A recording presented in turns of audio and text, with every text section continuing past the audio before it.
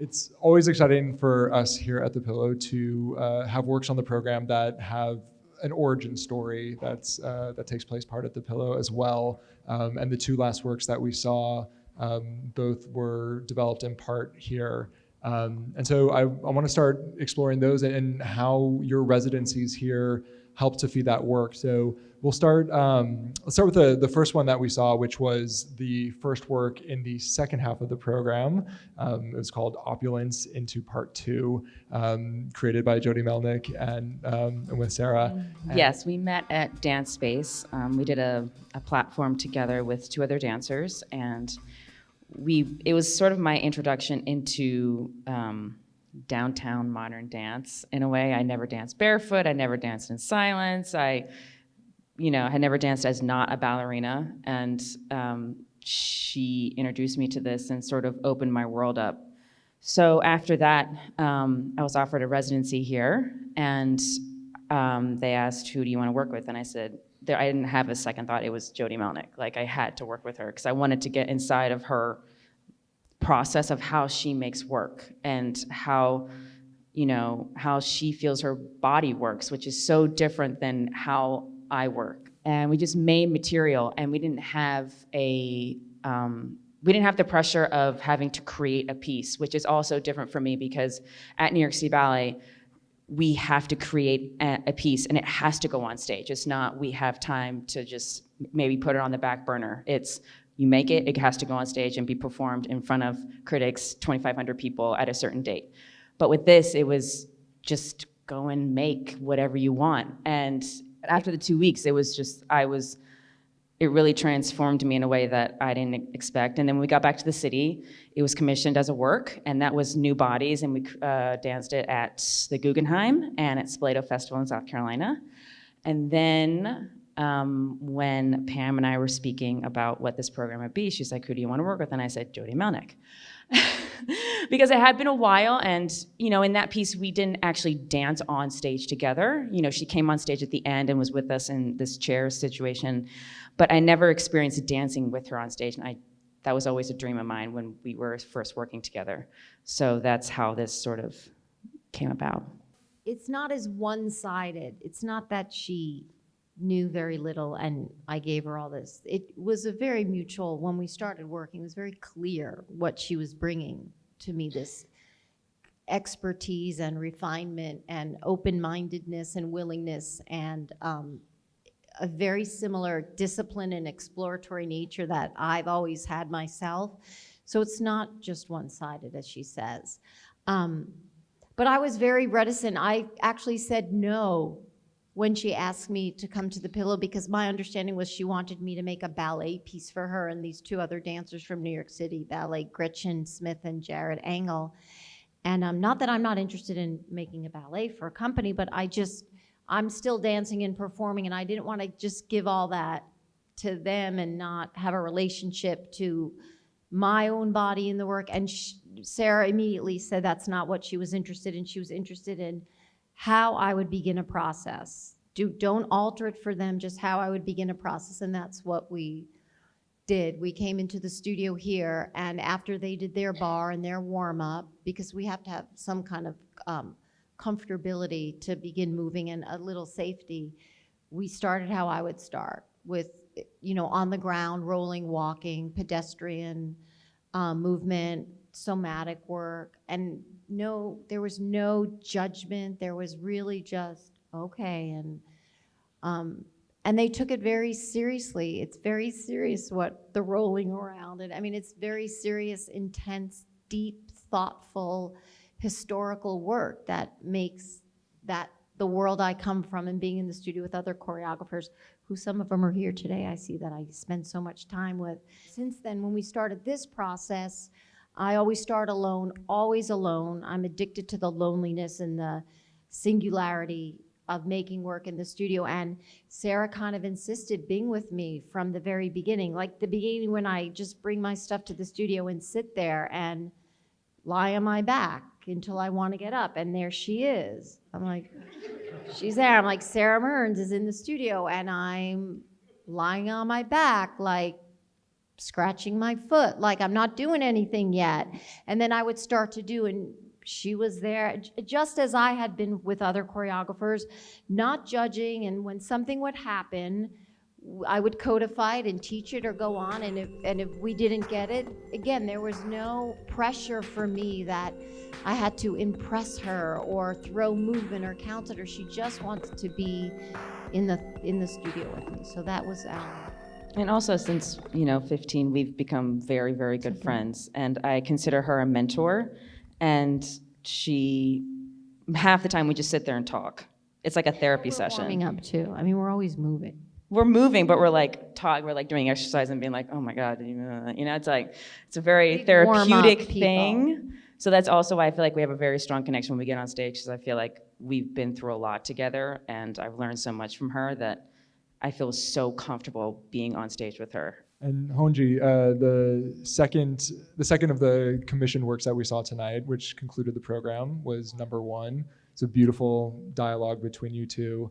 And I'm curious how you conceived of the piece, what kind of questions that you were asking. It seems in a lot of ways to be a piece about ballet and your relationship to it. And I'm curious if you can talk about the questions that you were asking and the conversation that was happening between the two of you.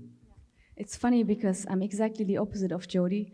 I don't like silence, and I don't like to be so isolated, because I used to be in a training room with a lot of crazy people, and outside with a lot of people in the metro stations where it was always a lot of noise. And this is where my inspiration comes from. That's why I like cities. I like to be in the middle of everything. And somehow, because of that pressure, things come out. If I have too much time to think about what I'm doing, then it gets complicated for me. So Sarah, you kind of discovered Wang Ramirez seeing a performance that they did at Fall for Dance, and you were like, I have to work with them. So why did you have to work with them, and how did you make that happen? I actually first saw them at a break-in convention at the Apollo Theater, and a friend of mine took me because she wanted to bring them to Fall for Dance. And then she brought them, and they were there, and I saw it again, and I was just like, oh my God, this is like insanity, and I have to somehow get in the studio with them. I don't know what's gonna happen, but I just wanna see what this is about and like how they do that. And it was fascinating. And we then had another residency here, and that was Pam's first year, and she brought us, and we're in this space again, and at first they were just trying to figure out like, how did I move and like what's happening? And I was trying to figure out her, and then her partner Sebastian was there as well, sort of like helping us and guiding us in a way. I mean, I have a little story about the ballet thingy, because when I was a kid, I did ballet, and I really wanted to become a ballerina. I mean, what she is today was my dream to become. So when I met her at the Fall for Dance, and she came up to us after the show, and she was giving so much enthusiasm and so much props to us, I was looking at her and was like, my God, I wanted to be you, and you are telling me now that it's great what you're doing. And it made it so the time went like, I was having a time pass like this, from the beginning of where I was rejected to become a ballerina, which is fortunately maybe, because at a certain age they said, your morphology, the way you look, and the technique, it's maybe not so much your thing. Maybe you should become a modern dancer and something like this. But when you're 12, you don't know what's modern, so I stopped with that. And I found myself actually dancing through hip hop, because hip hop was a culture that I was living. I was not thinking it as a dance. It was more, I was far away from becoming a professional dancer. So that was a community, that was something where I just threw out energy, and I was exchanging with people. And only with 22, 23, I became more serious into the training. I was starting to break, and I went to competitions, and with 25, I became professional, actually doing pieces, doing choreographies. So with this short choreography that we made, this is how we met in New York. And of course, she came up to us, she showed us the interest. I said, I have to take this opportunity. It doesn't matter what we're gonna do, I just wanna be with her in the studio and just to feel her, just to be with this person, and just to find out like, yeah, I don't know, the energy. So it was quite of a short time, of course. We had 2 weeks at the Pillow, but also a intensive week at the New York City Center at Fall for Dance. But it was too short to really go deep and to make and change her body into what I was doing, because it takes a lot of trainings with anything. If I would start to do ballet, it's not that's impossible to do a ballet like her, or tap dance or whatever. So I figured out that the relationship between her and me is maybe more interesting. It's not so much about her changing and making her do hip hop or me doing ballet, except I was always being inspired by ballet movement because it's somehow still enregistered, whatever. So we started to just dialogue, and I said, can you do this? Can you follow me in the movements? And she did it in her way, and I figured out it is maybe better that she translated with her aesthetics and not trying to change and making moves that I do, but maybe in a way that she can do it with her balletic way. So that's how we just structurized it. It was, of course, if we have even more time and even more reflection, I'm sure we can go deeper into it, what it really means and what it is from each of us. And the dialogues, it goes quite fast and it changes quite fast. But I'm very happy about the encounter and that the time that we had here and at the Fall for Dance that we got to do this piece together. The work that you performed today, Duet by Liz Gerring, is a work that was created in 2017 as part of a project that you started, the Ashley Bouder project, and you two danced that together. And what was it about Liz that attracted you to her? Why did you want to invite her to create a work? Well, for my project, I focus on diversity, inclusion, equity, just much like the pillow here, pretty solely. And I knew that I wanted to dance with Sara. We are roommates, like Pam said, at New York City Ballet in the dressing room. We have been for years, and it's really rare that we ever get to be on stage together. Maybe doing footes. We'll be on the same night, but she'll be first ballet and I'll be last ballet or something like that. It's like we're passing in or the night. Maybe doing pas de bourrée fouette next to each other in Symphony and C once a year, something like that. But I never really got to dance with her, so I really wanted to, and I didn't really want to do ballet. Because I choreograph for my project too, and I choreograph ballet, and I want to make rounded programs that are different styles of dance. And Sara and I started brainstorming in the dressing room, and she actually brought up Liz's name. And I was like, oh, I know her, but I haven't seen a whole bunch of her work. So I did a lot of digging, and we had thrown out a whole bunch of names for men and women, and that was just the one that stuck, that we landed on. It was because I saw her work at the Pillow here, at that gala that I did, and she got the award. And I was like, that would be fun. Yeah, we need to know this person. Yeah. And so I reached out to Liz, and it turns out she lives 2 blocks from me on the Upper West Side. And we met for coffee, and we talked, and I said, Sara Mearns and I want to, have something choreographed on us by you. And she was like, what? Because if you know Liz, that's kind of how she talks. And I said, yeah, would you do it? And she's like, well, yeah, okay, let's do it. And we got studio space, and we came out with it, and she had 2 of her dancers there helping us to learn her style. It was a lot about, not pointing our toes. She points her foot and then makes me look bad. And, changing our focus and a lot of things. And it was really, for me, actually an introductory into modern dance, which I really wanted.